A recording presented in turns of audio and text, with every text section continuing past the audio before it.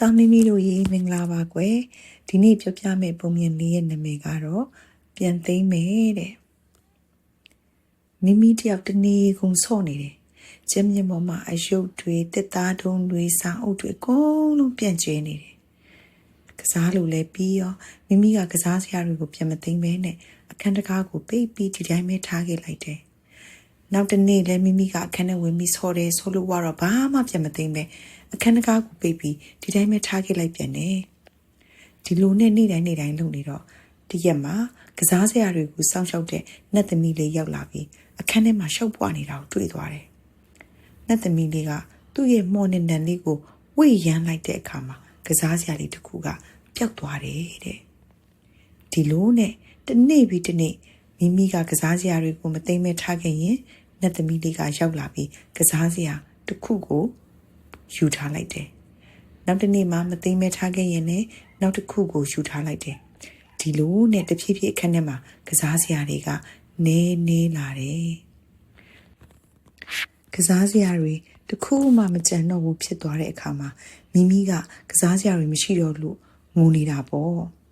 အဲ့ဒီအချိန်မှာနတ်သမီးလေးကပေါ်လာပြီးကစားစရာတွေကိုပြစ်ထားလို့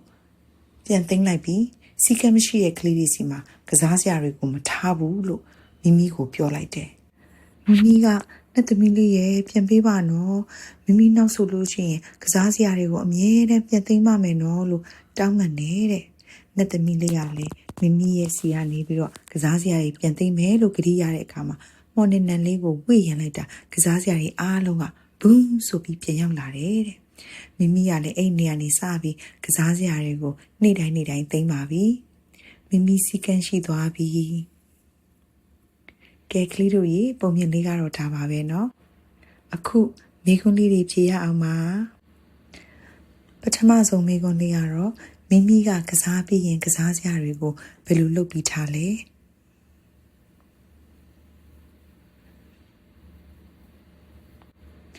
ဒုတိယမိခွန်းလေးကတော့မိမိရဲ့ကစားစရာတွေကဘာလို့တဖြည်းဖြည်းနေပြီးပျောက်သွားတာလဲ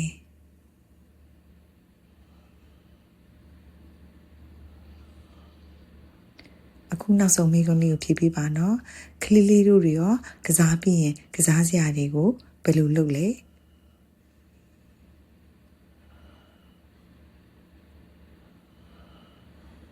မိခွန်းလေးတွေအကုန်လုံးကုန်သွားပြီနော်ကလေးလေးတို့လည်းကစားပြီးရင်ကစားစရာတွေကိုသူ့နေရာနဲ့သူပြန်ထားရမယ်ကစားစရာမှမဟုတ်ဘူးကိုယ်ကိုင်းတဲ့ဘယ်ပစ္စည်းလေးတွေမဆိုသူ့နေရာနဲ့သူပြန်ပြီးထားရမယ်နော်